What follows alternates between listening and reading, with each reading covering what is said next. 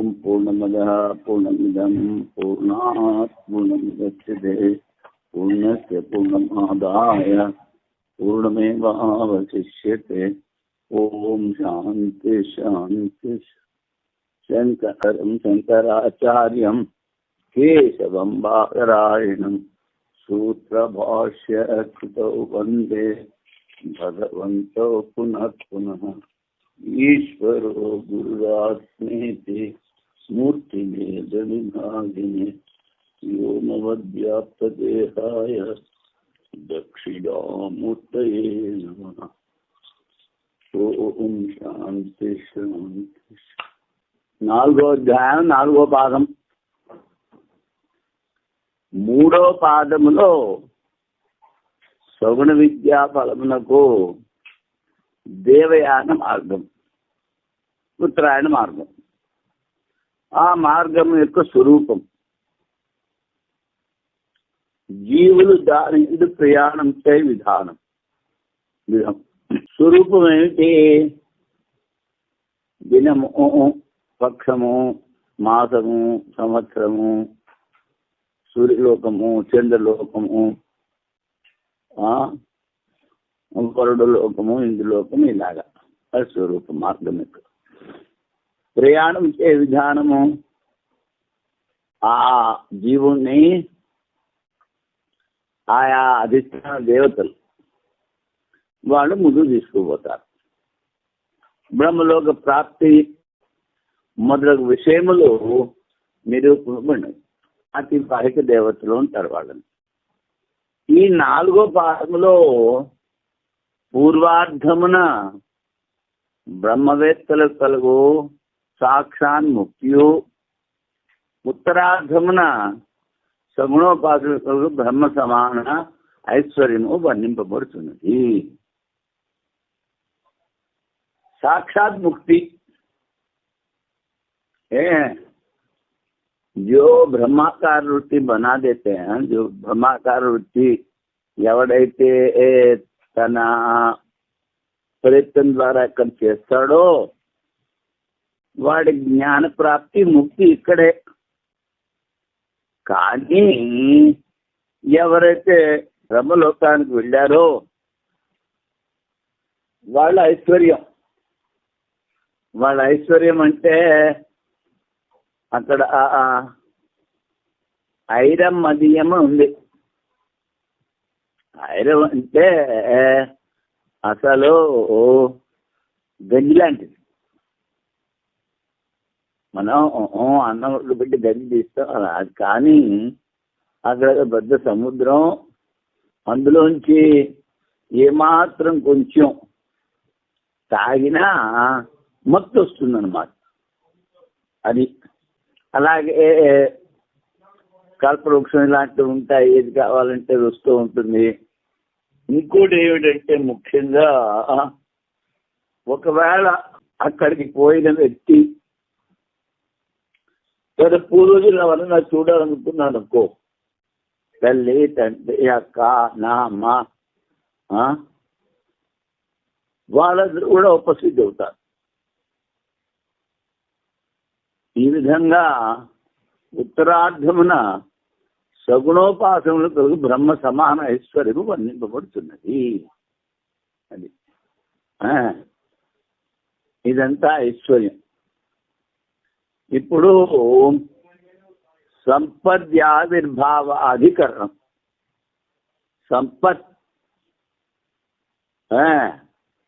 సంపత్ అంటే ఇక్కడ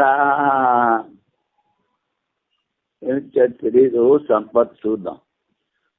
పాదాంతరము వలన పూర్వాధికరణంతో దీనికి సంగతిగా అపేక్ష లేదు. స్వర్గము, మోక్షము సమానత మరియు అసమానతలపై ఈ అధికారంతో విచారం చేయరు. సంపద అంటే మోక్షం అన్నమాట. స్వర్గము, మోక్షము. జీవుడు స్వర్గం అదే మోక్షం కూడా ఏదియో నూతనావస్థను పొందినా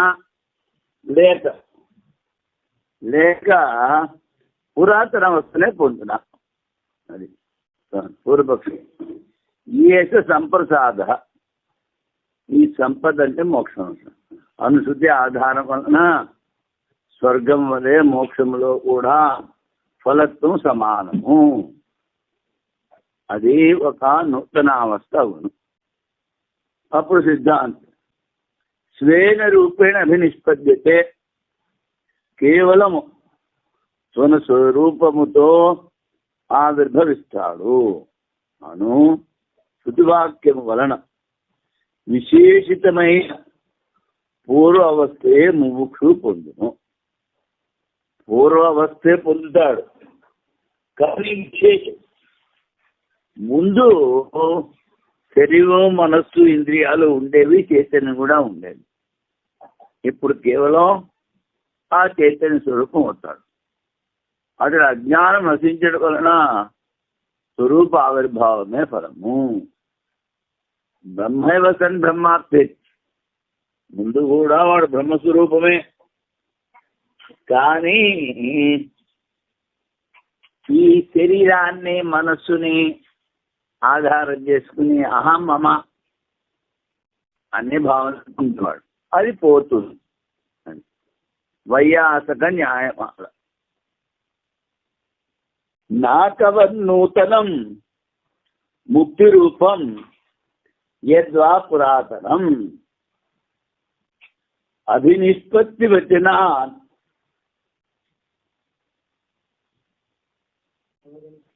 ఫలత్వాదతి నూతనం. నాకం అంటే స్వర్గం. నాకం అన్న దాంట్లో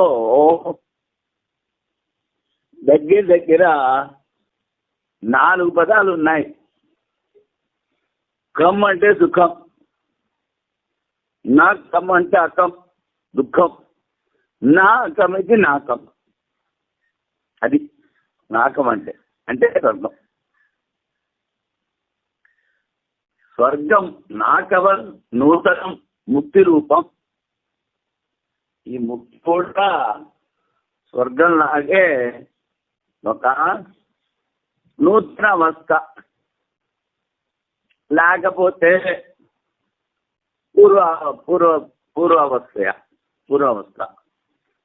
అభినిష్పత్తి వచ్చిన ఉత్పత్తి అవుతుంది అన్నాడు.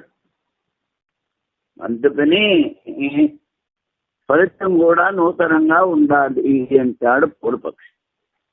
అప్పుడు స్వేన రూపేణ ఇది వాక్యే స్వశబ్దాత్ పురాతనం స్వేన రూపేణ నిష్పద్యతే అని శృతి.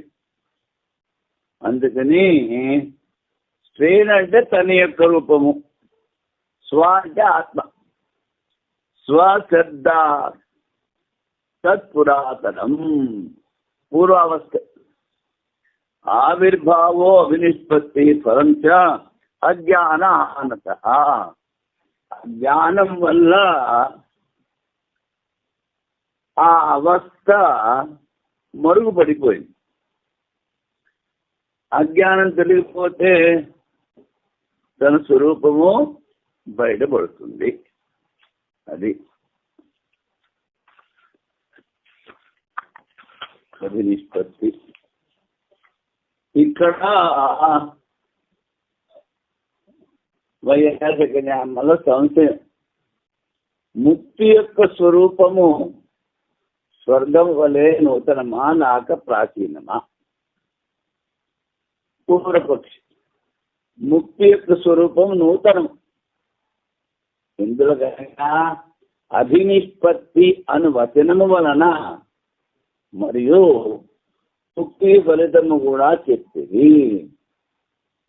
అప్పుడు సిద్ధాంతం స్వేన రూపేణ అను వాక్యములో స్వశబ్దం ఉండుట వలన ముక్తి స్వరూపం ప్రాచీనమేనని తెలుస్తున్నది, నూతనం కాదు. అభినిష్పత్తి అను వచనమునకు అర్థము ఆవిర్భావం అని అర్థం. అజ్ఞానము నశించడం వలన ఫలత్వ వ్యవహారం ముక్తిలో చెప్పుదురు. ఫలితం ఏమిటి? అజ్ఞానం నశించింది. ఇప్పుడు దీనికి భారతీయ తీర్చుల వారి వ్యాఖ్య. పూర్వపక్షి ఏవమేవ ఏష సంప్రసాదో అస్మా శరీరా సముత్థాయ పరం జ్యోతిరుపసంపద్య స్వేన రూపేణ అభినిష్పద్యతే. ఏవమేవ ఏష సంప్రసాదో సమ్యక్ ప్రసీదతి అస్మిన్ ఇది సంప్రసాదం. అస్మా శరీరా సముత్థాయ ఈ శరీరం నుంచి బయటకు వచ్చి పరం జ్యోతిరుపసంపద్య పరమజ్యోతిని పొంది స్వేన రూపేణ అభినిష్పద్యతే తన రూపంలో ఉంటాడు. ఉపాధి శాంతించిన తర్వాత ఎవరు సంపూర్ణంగా ప్రసన్నులగుదరో వారిని సంప్రసాద జీవుడు అందరు. అది సంప్రసాదం అంటే ముక్తర్మ. శ్రవణాది సాధుల సాధన అనుష్ఠానం ద్వారా ఆ జీవుడు జ్ఞాని అయి శరీరం పట్ల ఆత్మాభిమానం వదిలి ఆత్మా శరీర సముదాయ పరబ్రహ్మ సాక్షాత్కరించుకొని సంపద్య నిజ స్వరూపమైన ఆత్మరూపుడై ఉంటును. ఈ శృతికి అర్థం. ముందు చెప్పింది సంప్రసాద పదానికి అర్థం. ఆ జీవుడు 3 శరీరముల పట్ల అభిమానము వదిలి పరబ్రహ్మమును పొంది ముక్తుడై ఉండును. ఈ అవస్థలో వాని మనము ఇది వాని పూర్వసిద్ధ స్వరూపమని చెప్పలేము. కానీ స్వర్గం వలె ఆగంతుకమని చెప్పలేము. అదే వాని పూర్వసిద్ధ స్వరూపమని భావించిన సంసార దశలో వాని అస్తిత్వం ఉండుట వలన జ్ఞాన ఫలితం లేదని చెప్పవలేదు. జ్ఞానం కలిగినా వాడు అలాగే వ్యవహారాలన్నీ చేస్తూ ఉంటాడు. శరీరం కూడా అలాగే ఉంది. అందుకని జ్ఞానానికి ఫలితం లేదని చెప్పాలంటాడు పక్షి. కనుక జ్ఞానానికి ఫలితం కావాలంటే స్వర్గం వల్లే ముక్తి నూతన స్వరూపం చెప్పగలదు. సిద్ధాంతం స్వేన రూపేణ అభినిష్పద్యతే. अच्छा ये आपका है, आपका चाहिए. స్వేన రూపేణ అభినిష్పద్యతే అని ఆఖరిలో చెప్పారు. ఈ శృతిలో స్వశబ్దము ద్వారా ముక్తి స్వరూపమును చెప్పింది. స్వ అంటే ఆత్మ, స్వేన అంటే తన యొక్క రూపాన్ని మళ్ళీ పొందుతాడు. అభినిష్పత్తి అంటే ప్రకటన అవ్వడం, కొత్తగా ఏం పుట్టడు. ఎలా ప్రకటమైంది అంటే అజ్ఞానం తొలగింది, జ్ఞానం కలిగింది. అది అభినిష్పత్తి అంటే. అందువలన పూర్వము కూడా ముక్తి స్వరూపమే గలదు. స్వశబ్దం ద్వారా తన వస్తువునే చెప్పినా అది యుక్తి సంగతం కాదు. ఎందుకనగా ఈ అవస్థలో విశేషం యొక్క వ్యర్థ ప్రసంగం కలుగుతుంది. అనగా ఏ స్వరూపమును ముక్తిలో గ్రహించుచున్నారో అది తన స్వరూపమే. మరి దేనిని బహిష్కరించడం విశేషమని ప్రశ్న కలుగును. స్వశబ్దమునకు ఆత్మని అర్థం చెప్పిన స్వకీయత్వ శబ్దమునకు బహిష్కార ప్రయోజనం ఉండదు. అభినిష్పత్తి శబ్దమునకు ఉత్పత్తి అర్థం కాదు. ఇప్పుడు చెప్పాను ప్రకటన. ఎందుకనగా పూర్వమే సిద్ధమైనది ఉత్పత్తి కాజాలదు. ఆత్మ నుంచి మనలో ఉంది, అది మరుగుపడిపోయింది, కప్పబడిపోయింది అజ్ఞానం వల్ల. అభినిష్పత్తి శబ్దం అర్థము తత్వజ్ఞానము ద్వారా బ్రహ్మాత్మ యొక్క ఆవిర్భావం. మనం ప్రకటన అన్నాడు, వాడు ఆవిర్భావం అన్నాడు.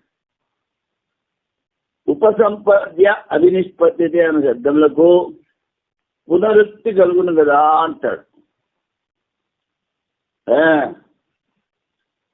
2 సార్లు ఏం చెప్పారంట.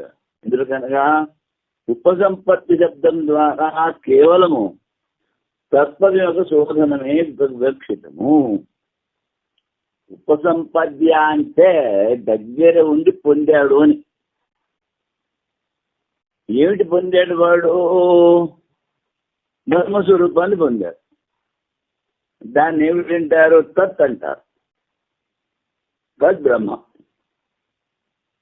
అంటే ఆ తత్ అన్న దానికి ఉన్న ఉపాధులన్నీ తీసేసి కేవలము చైతన్యం తీసుకోవడం తత్. దాన్నే శోధన అంటారు. అభినిష్పత్తి శబ్దము ద్వారా వాక్యార్థం యొక్క జ్ఞానం అని అర్థం. ఒకవేళ ముక్తి పూర్వసిద్ధమని స్వీకరించినచో దానిలో ఫలం ఎట్లున్నాను మరి దృష్ట. సరే, కానీ ఈ ప్రకారం కలుగును. పూర్వసిద్ధమైనను అజ్ఞానం వల్ల పూర్వసిద్ధం కాదు. అజ్ఞానం వల్ల అహం మహావిధానాలు ఉండేవి.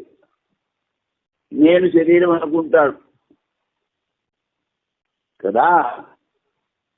అందువలన ముక్తి స్వరూపం ప్రాచీనమే అన్నది నిర్వివాదము. ఇప్పుడు ముందోసారి చెప్పాను. ఏమిటి?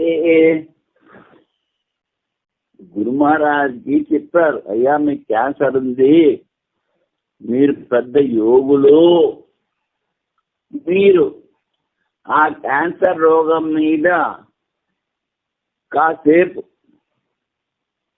ఏకాగ్రత చేసినట్లయితే అది పోతుంది, మీరు స్వస్థత చెందుతారు, ఆరోగ్యవంతులు అవుతారు. అంటే నువ్వు చెప్పింది సరే నాయనా, నా మనస్సుని అమ్మకి ఇచ్చేశాను, అది మళ్ళీ ఈ శరీరాన్ని మీదకి తీసుకురాలేను అని చెప్పారు. అలాగే పూర్వసిద్ధమే ముక్తి స్వరూపంలో ఏమిటి?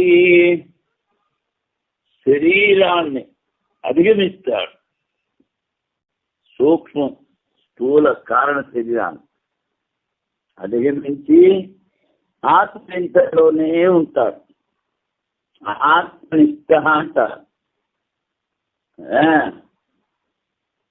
ఆత్మతృప్తి అంటారు. అది అందుకని శరీర సిద్ధం చేయరు వాళ్ళు. ఎవరు? ముక్త స్వరూపం.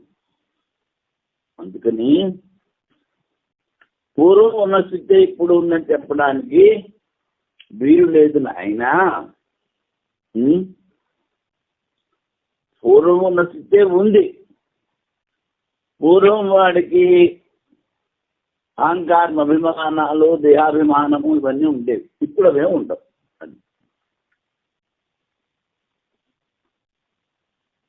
సంపద్ ఆవిర్భావత్వేన సిద్ధాత్. సంపద అంటే ముక్తి, ఆవిర్భావం ప్రకటమవుతుంది. స్వేన సిద్ధాత్, స్వేన రూపేణ అభినిష్పద్యతే అని శృతిలో చెప్పారు కనుక సూత్రాత్. ప్రకాశ స్వరూపమైన ఆత్మను ప్రత్యక్షముగా అనుభవించి ఆత్మరూపంగా ఆవిర్భవించును. ఇక్కడ 2 ప్రత్యక్షముగా అనుభవించి తాదాత్మ్య రూపంతో ఉంటాడు. దేని ద్వారా అనైనా స్వేన రూపేణ స్వశబ్దం యొక్క పాఠము ఉండుట వలన. పూర్వపక్షం స్వర్గమోక్షములకు అభేదం. ఏదైతే స్వర్గం అన్నారో అదే మోక్షం అంటారు. ఎందుకంటే పూర్వమీమాంసకులు కర్మకాండ చేసేవాళ్ళు వాళ్ళు స్వర్గమే మోక్షం ఉంటారు. వాడికి ఇంకేం అక్కర్లేదు. కర్మ చేయడం, కర్మ ద్వారా స్వర్గానికి పోవడం, ఆ స్వర్గం పోవడం మోక్షం అంటారు. అందరూ కర్మ చేస్తూ ఉండాలి. ఎవడు పూర్వం కర్మక జైమని అనుయాయులు వాళ్ళకి స్వర్గాన్ని మించింది ఇంకేమీ లేదు. అందుకని ఇక్కడ ఏమిటంటాడు పూర్వపక్షి, స్వర్గమోక్షములకు అభేదం. ఎందుకని వాడు స్వర్గాన్నే మోక్షం ఒప్పుకున్నాడు కనుక. అది ఏ సిద్ధాంతి అయ్యా భేదం చెప్పి క్షీణే పుణ్య మత్స్యలోకం విశంతి అంటారు గీతలో కృష్ణ పరమాత్మ ఏం చెప్పారు? క్షీణే పుణ్య మత్స్యలోకం విశంతి, స్వర్గా నుంచి ఠపీమని కింద పడతాడు, మత్స్యలోకంలో కొట్టేస్తాడు. అందుకని అది అత్యంతిక ముక్తిగా కేవలము అక్కడ ఉన్న ఐశ్వర్యాన్ని అనుభవించడం అంతే. పుణ్యం ద్వారా ఆ పుణ్యం క్షీణిస్తే మళ్ళీ కిందకు వచ్చేస్తాడు. అది అందుకని ఇప్పుడు ఇక్కడ సంశయం, ఏవమేవ ఏష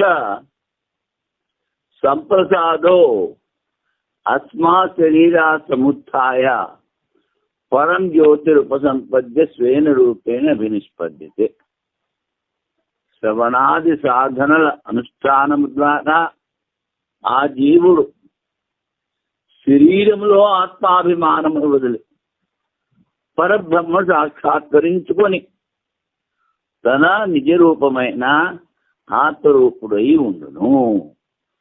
ఇచ్చట దేవలోకాదుల ఉపభోగ స్థానం వలె బ్రహ్మలోకంలో నిర్గుణోపాసకాలకు ముక్తి అందు ఏదియో ఒక విశేషం నిష్పన్నమని చెప్పవలేను అంటాడు.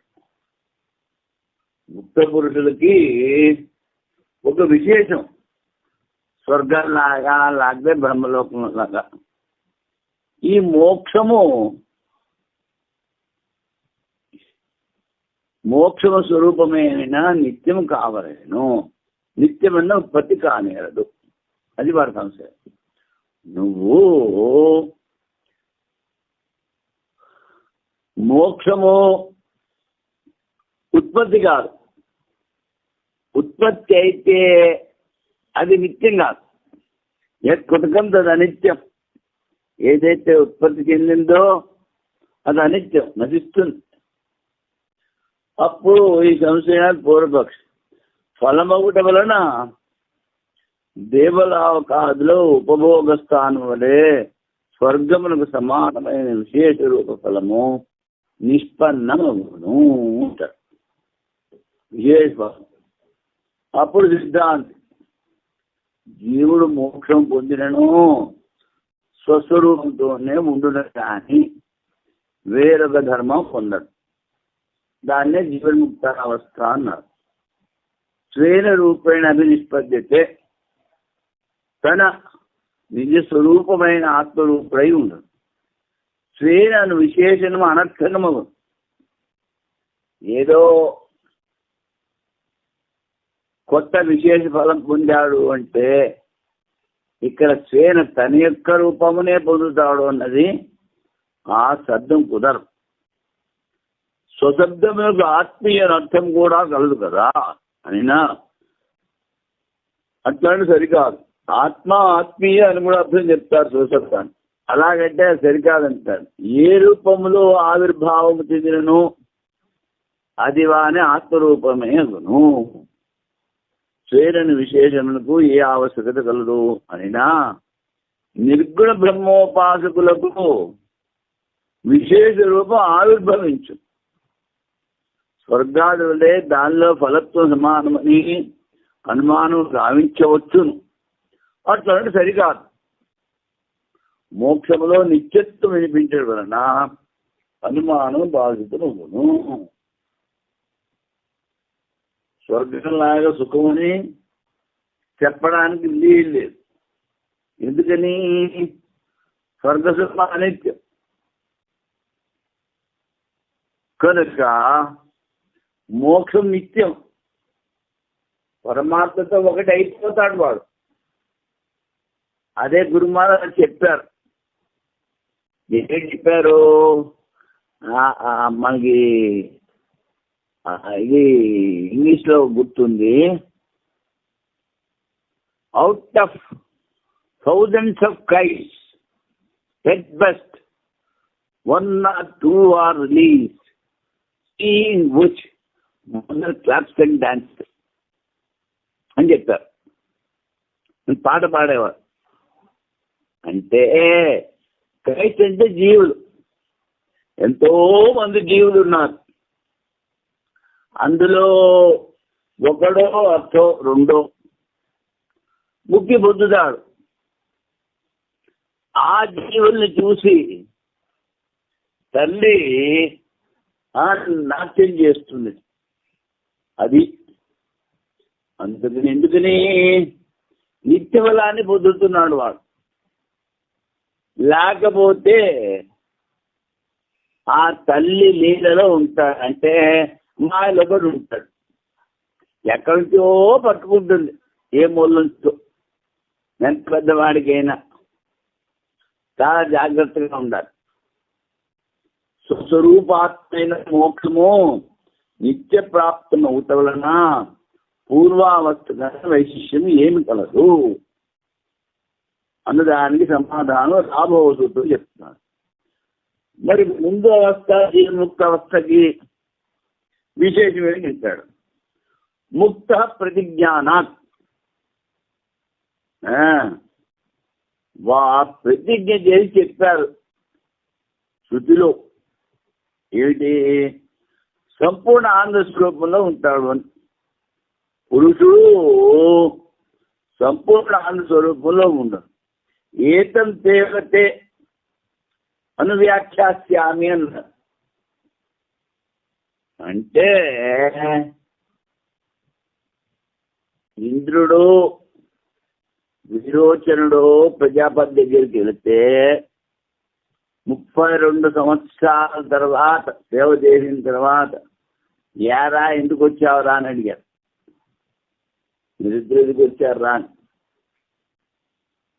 అంటే మీరు దండోరా వేయించారు. ఆ జ్ఞానం కనబడితే ఎవరికి ఏది కావాలంటే అది వస్తుంది అని. ఆ జ్ఞానం నేర్చుకోవడానికి వచ్చాము అన్నారు. అంటే ఆయన ద్రష్ట అనే ఉద్దేశంతో చూసేవాడు చైతన్యం, చూడబడేది అనిత్యము అని మీ స్వరూపాన్ని నీళ్ళల్లో చూసుకోండిరా అన్నాడు. చూసుకోండిరా అంటే 32 సంవత్సరాలు గోళ్ళు గీయలేదు, గడ్డం గీయలేదు, గుండు గీయలేదు. ఎలా కనిపిస్తుంది? పిశాచంలా కనిపిస్తాడు. సరే ఇలా కాదు, మీరు గోల్డ్ అన్ని తీసుకుని ఆ జుట్టు గడ్డం అంతా తీసేసుకుని మంచి బట్టలు వేసుకుని ఆ నీళ్ళలో చూడండి రా అన్నాడు. చూశారు. చూసి ఏది చూడబడుతోందో అది ఆత్మ అనుకున్నారు. ఏది చూడబడుతుంది? శరీరం. వీరు వచ్చి వెళ్ళిపోయాడు. ఈ శరీరమే ఆత్మరా, దీన్నే పోషించండి రా, దీన్నే రక్షించండి రా అని ప్రచారం చేయడం మొదలుపెట్టేశాడు. కానీ ఇంద్రుడు కొంచెం దూరం పోయి మన బింబంలో ముక్కులోంచి నీళ్లు కారితే, కళ్ళల్లోంచి నీళ్లు కారితే ప్రతిబింబంలో కూడా కారుతుంది. అంటే దానికి దుఃఖం ఉంది, ఆత్మకి దుఃఖం లేదు కదా అని ఆలోచించి మళ్ళీ వెనక్కి వచ్చాడు.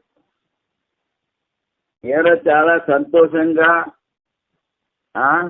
ఏం చెప్పకుండా పోయో మళ్ళీ ఇదికి వచ్చావురా అంటే, అయ్యా ఇది సంగతి, ఈ శరీరం దుఃఖభూయిష్టము, ఈ సుఖస్వరూప ఆత్మ కరెక్ట్గా పట్టుకున్నావు, ఏం పర్వాలేదు, ఇంకో 32 సంవత్సరాలు సేవ చేయండి. సేవ చేసిన తర్వాత స్వప్నంలో ఏదైతే చూస్తున్నావో ఆ చూసేవాడు ఆత్మ అని చెప్పాడు.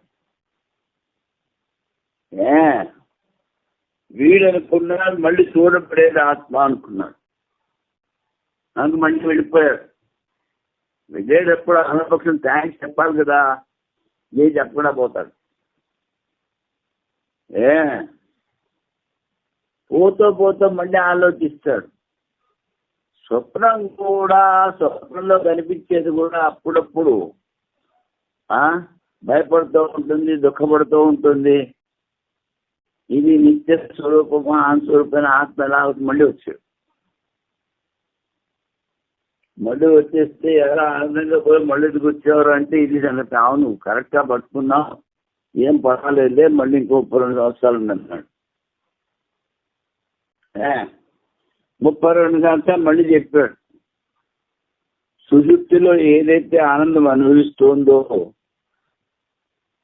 ఏదైతే ఆనందాన్ని అనుభవిస్తోందో అది ఆత్మ. అంటే ఆనందం వేరు, ఆనందం అనుభవించేవాడు వేరు. ఓహో అలాగా సుషుప్తే సమాధి అనుకున్నాడు, వెళ్ళిపోయాడు. మళ్ళీ అనుకున్నాడు ఇది నిత్యము ఎప్పుడు ఉంటుంది, మరి సుషుప్తేమో కొద్దిసేపే ఉంటుంది,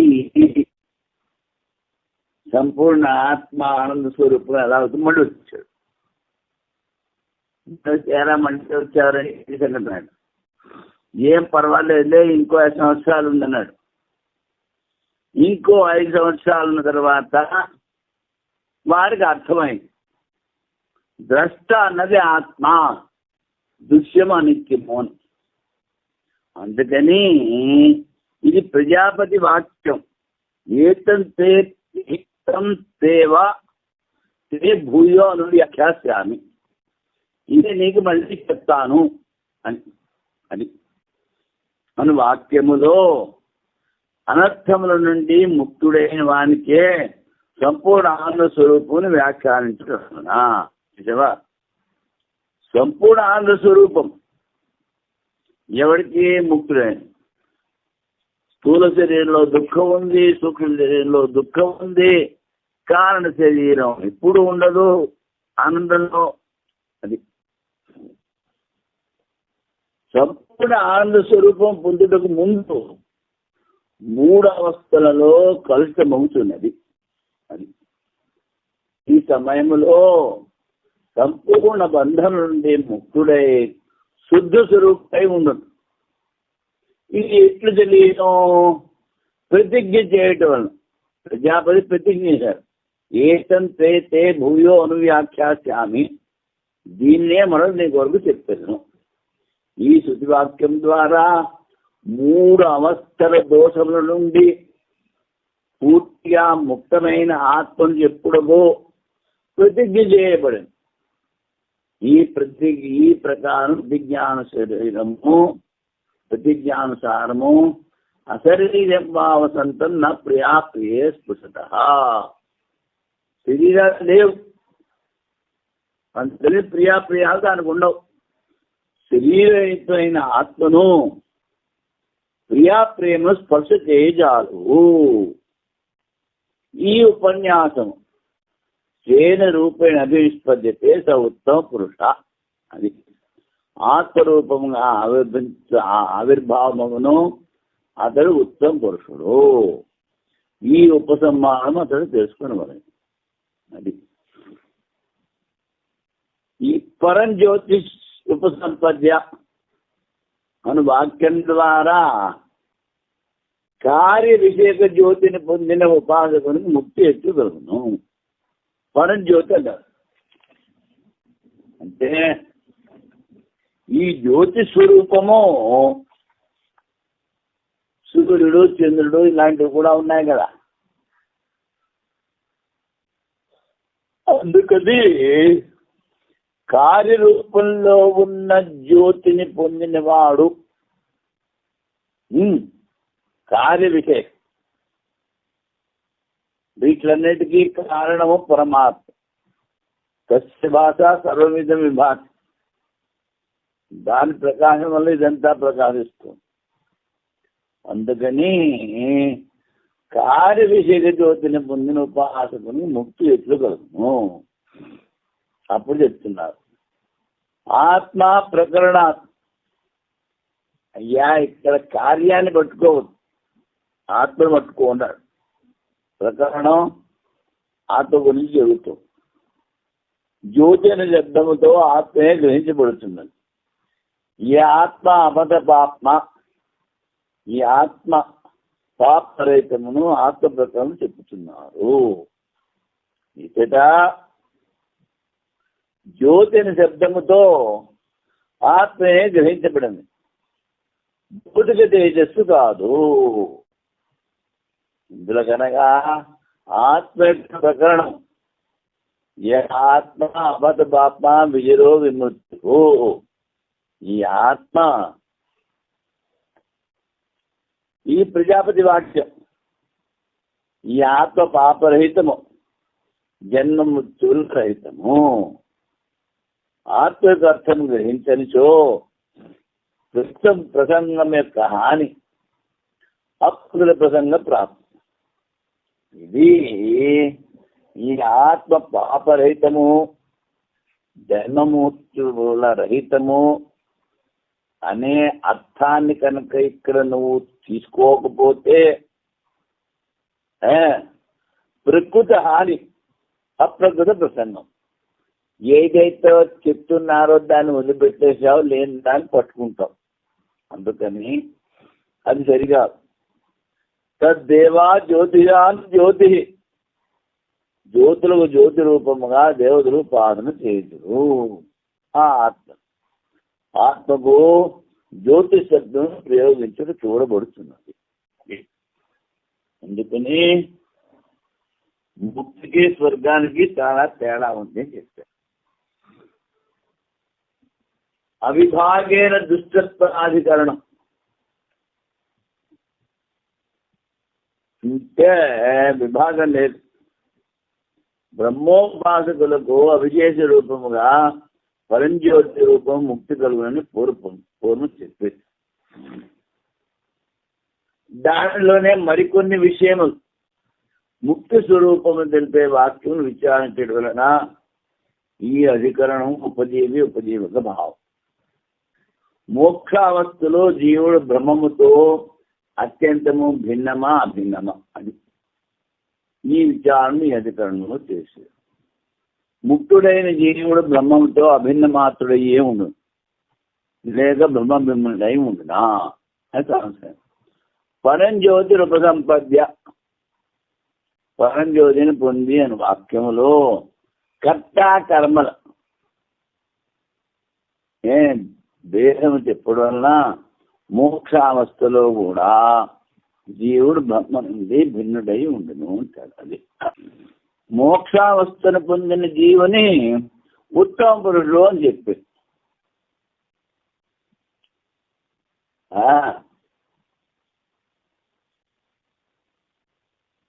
ఉత్తమ పురుషత్వన్య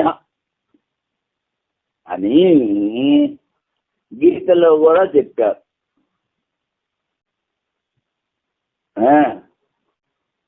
అంటే ఏమిటి? మాయా ఈ ప్రపంచానికి అతీతమైన ఉత్తమ పురుషుడు పరమాత్మ.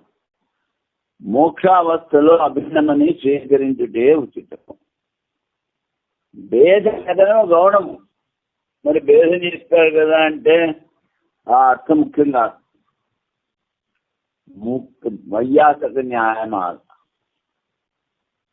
ముక్త రూపాత్ బ్రహ్మ భిన్నం అభిన్నం వా అద విద్యతే సంపత్తి జ్యోతిరిత్యేవం కర్మకర్తృభి రోప్తిత. ముక్త స్వరూపంలో భిన్నమా భిన్నమా అంటే వాడంటాడు అదే విద్యతే వేరుగా ఉంటాడంటాడు. ఎందుకని సంపత్తి జ్యోతి అన్నప్పుడు కర్మ కర్త రెండు వినిపిస్తున్నాయి, అందుకని వేరంటాడు. అభినిష్పన్న రూపస్య స ఉత్తమ పుమాన్ ఇది బ్రహ్మత్వోక్తేరభిన్నం తద్భేదోక్తిరుపచారత. అభినిష్పన్నం పొందుతాడు తగ్గడం. స ఉత్తమ పుమాన్ వాడు ఉత్తమ పురుషుడు అని చెప్పారు. బ్రహ్మం చెప్పారు బ్రహ్మత్వోక్తి అభిన్నం. మరి భేదం కనిపిస్తోంది కదా అంటే అది ఉపచారము గౌణము, ఆ అర్థం తీసుకోకూడదు. అది సంశయం. ముక్తాత్మ స్వరూపమునకు బ్రహ్మ భిన్నమా లేక అభిన్నమా? ముక్తాత్మ స్వరూపుడు బ్రహ్మ కన్నా వేద అభిన్నమా? ముందు ఒకసారి చెప్పాం, ఘటాకాశ మహాకారంలో ఒకటైపోతుంది. అప్పుడు ఆ ఘటాకాశాన్ని వేరుగా చూడలేము. ఇంకొకటి ఏమిటి, నదులు పారిపారి సముద్రంలో ఒకటైపోతాయి. అప్పుడు ఈ నది నీళ్లు, ఇది ఈ నది నీళ్లు, ఈ నది పేరు అని చెప్పలేము, ఒకటైపోయాయి. అలాగే ఈ ముక్తాత్మ పరమాత్మలో ఒకటైపోతాడు. ముక్తాత్మ రూపం నుండి బ్రహ్మం భిన్నము. సంపత్తి జ్యోతి జ్యోతిని పొంది అని కర్మకర్త భేదం చెప్పడం అని పూర్వపక్ష సిద్ధాంతం. ముక్తాత్మ ఏ రూపమును పొందునో దానిని స ఉత్తమ పురుష, అతడు ఉత్తమ పురుషుడు. వాక్యములో బ్రహ్మభావము చెప్పబడింది, తాదాత్మ్యం. ముక్తి స్వరూపము బ్రహ్మ అభిన్నము మరియు భేదకతనము గౌడము. భారతీ తీర్థుల వారి వ్యాఖ్య ఇందులో పూర్వపక్షం. పూర్వాధికరణములో ముక్తి స్వరూపము నిర్ణయం కావించబడినది, దానిలో ఇప్పుడు విచారం చేయబడుతున్నది. ఆ ముక్తుని స్వరూపం పరబ్రహ్మ నుండి భిన్నము. ఇందులో కనుక ఏస సంప్రసాద పరం జ్యోతి ఉపసంపద్య. ఆ జీవుడు జ్యోతి స్వరూపము పరబ్రహ్మను పొందును. ఇక్కడ జీవుడు కర్త, పరబ్రహ్మ పొందును అనేది విషయము, కర్మ. సంప్రదాయ శబ్దం ద్వారా జీవుడు బ్రహ్మమును పొందు క్రియలో కర్తగా చెప్పబడు. పొందు అన్నది క్రియ. జ్యోతి శబ్దములకు వాక్యార్థమైన బ్రహ్మను కర్మరూపముగా చెప్పారు. కర్త జీవుడు, కర్మ బ్రహ్మము, పొందేది క్రియ. ముక్త జీవుని స్వరూపం బ్రహ్మం నుండి భిన్నము అని ఇది చేశాడు పూర్వపక్షం. అప్పుడు సిద్ధాంతం జ్యోతి ఉపసంపద్య, ఆ జీవుడు జ్యోతి రూపము పరబ్రహ్మమును పొందును. ఈ వాక్యము తత్పదం యొక్క శుద్ధి కొరకు ముందు కూడా చెప్తాం. ఆ తత్శబ్దం అంటే శుద్ధ చైతన్యం తీసుకోవాలి. అందులో మాయ కాని, సృష్టి స్థితిలో చేసే శక్తి కాని ఏది తీసుకోకూడదు. ఆ అవస్థలో భేదం ఉన్నను. దాని తర్వాత స్వేన రూపేణ అభినిష్పద్యతే, స్వస్వరూపంతో నిలుచు. ఈ వాక్యమునకు అర్థమైన అవస్థయే స్వస్వరూపమైన ముక్తి. దానినే ఈ వాక్యము నిర్వహించుతున్నది. బ్రహ్మముతో భేదము లేదు. ఎందుకనగా ఉత్తమ పురుష, అతడు ఉత్తమ పురుషుడు. తత్పదముతో పొందిన రూపమును అనువదించి తత్పదం బ్రహ్మరూపం చెప్పుతున్నది. అందువలన ముక్తుని స్వరూపము బ్రహ్మ కన్నా భిన్నము కాదు, బ్రహ్మస్వరూపము. అవిభాగేణ దుష్టత్వాత్, విడిగా చూడబడట్లేదంటాడు. ముక్తిని పొందిన జీవుడు నిరతి ఆనందమైన బ్రహ్మరూపంతో ఉండదు. బ్రహ్మయోసన్ బ్రహ్మాప్తే, ముందు కూడా వాడు బ్రహ్మస్వరూపమే. మరి బ్రహ్మస్వరూపం కాదనుకున్నాడు, ఇప్పుడు అవనుకుంటున్నాడు అంతే. తత్వమసి, తత్పదము లక్షార్థమైన బ్రహ్మమే నీవు. మొదలు శృతుల్లో అభేదం చూడబడుతున్నది. పూర్వం మోక్షావస్థలో జీవుడు బ్రహ్మ కన్నా భిన్నము. సిద్ధాంతి అభేదం. ముక్తుడైన జీవుడు బ్రహ్మ కన్నా అభిన్నమా లేక భిన్నమా? పూర్వపక్షం. పరంజ్యోతిని పొంది కర్త కర్మ క్రియ కనిపిస్తున్నాయంటాడు. మోక్షావస్థలో కూడా జీవుడు బ్రహ్మ నుండి భిన్నమే. అప్పుడు సిద్ధాంతి, ముక్తి పొందిన జీవుడు అభిన్న రూపముగా పరమాత్మతో ఉండును. ఎందుకనగా తత్వమసి, నీవు బ్రహ్మయే. అహం బ్రహ్మాస్మి, నేను బ్రహ్మము. ఎత్ర నాణ్యత్ పశ్యతి, ఎచ్చట ఇతరులను చూడడు. నత్తు తద్వితీయమస్తి, తతో అన్యద్విభక్తం యత్ పశ్యేత్. అతట వారికన్నా భిన్నము లేదు చూచుటకు. ఈ శృతులలో జీవ బ్రహ్మంగా అభిన్నముగా చూపబడింది. భేద నిర్దేశము అభిన్నములో గౌణముగా చూపబడును. భేదం చెప్పినది గౌణం.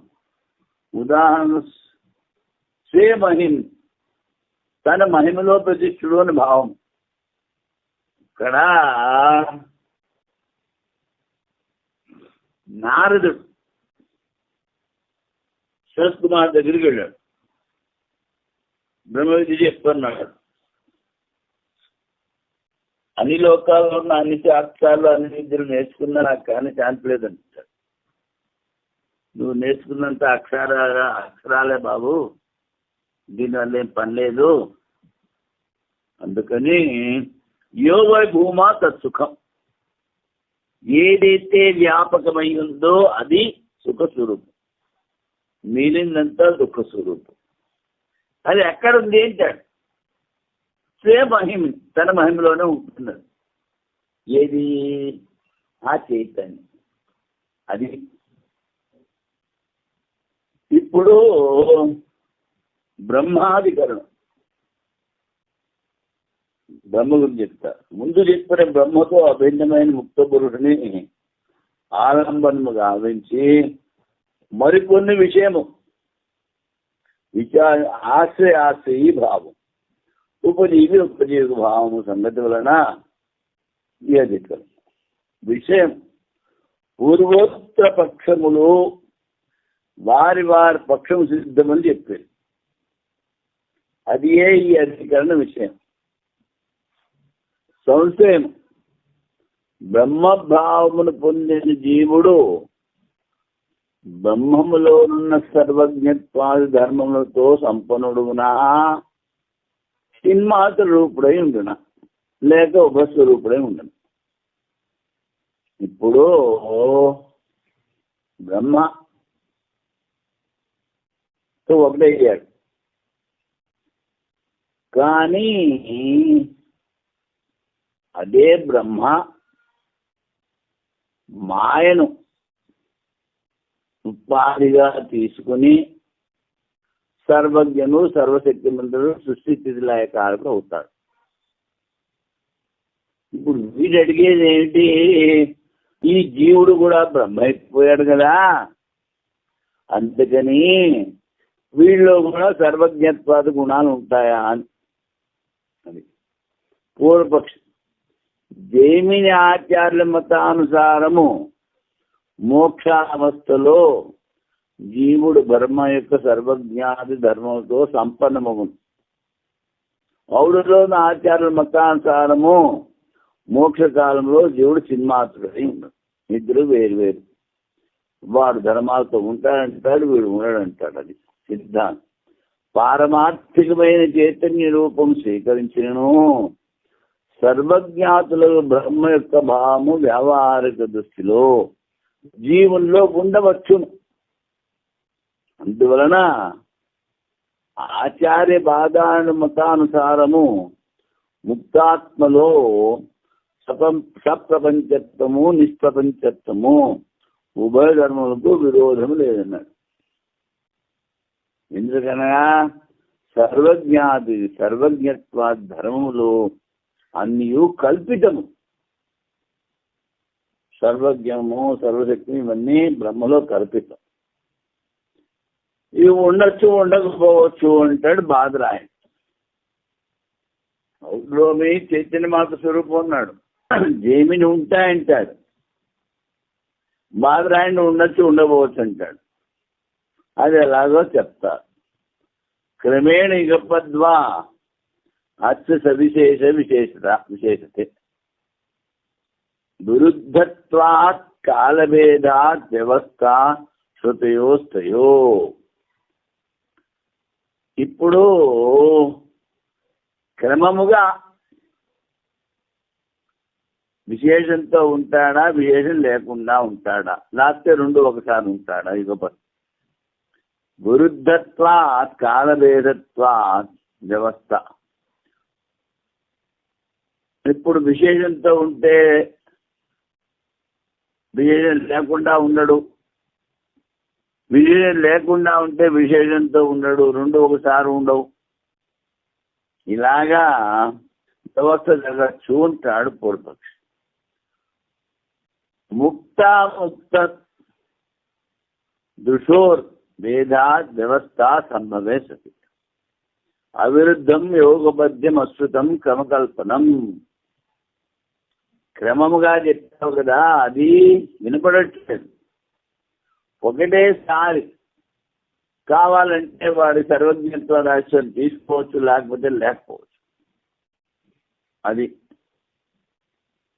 సందేహం.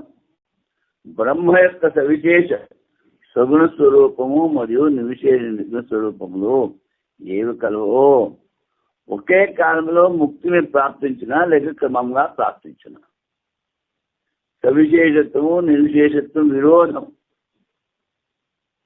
అందువలన శృతికి సమ్మతమైన సవిశేషత్వము నిర్విశేషత్వములకు కారణభేదంతో వ్యవస్థగా ఆపరించవలను. కర్మముగా బ్రహ్మ యొక్క సవిశేష సగుణ స్వరూపము నిర్విశేష నిర్గుణరూపము ఉక్తార్థ పొందునని చెప్పవలేను. క్రమంగా సిద్ధాంతం. ఒకే కాలములో బ్రహ్మలో సగుణ మరియు నిర్గుణ రూపములు ఉండును. ఎందుకనగా ముక్తాత్మ మరియు అముక్తాత్మ దృష్టి భేదం వలన వాని వ్యవస్థ సంభవం. ఒకే కాలంలో ముక్తాత్మ సగుణ మరియు నిర్గుణ రూపంలో పొందగలడు. క్రమకల్పన శృతికి సమ్మతము కాదు. ముక్తాత్మ ఎలా కావాలంటే అలా ఉంటాడు, సవిశేషంగా ఉంటాడు, లేకపోతే నిర్విశేషంగా కూడా ఉంటాడు. ఓం పూర్ణమద పూర్ణమిదం పూర్ణాత్ పూర్ణముదచ్యతే పూర్ణస్య పూర్ణమాదాయ పూర్ణమేవావశిష్యతే. ఓం శాంతి శాంతి శాంతి. శంకరం శంకరాచార్యం కేశవం బాదరాయణం సూత్రభాష్యకృతౌ వందే భగవంతో పునః పునః. ఈశ్వరో గురురాత్మేతి మూర్తిభేద విభాగినే వ్యోమవద్వ్యాప్తదేహాయ దక్షిణామూర్తయే నమః. ఓం శాంతి.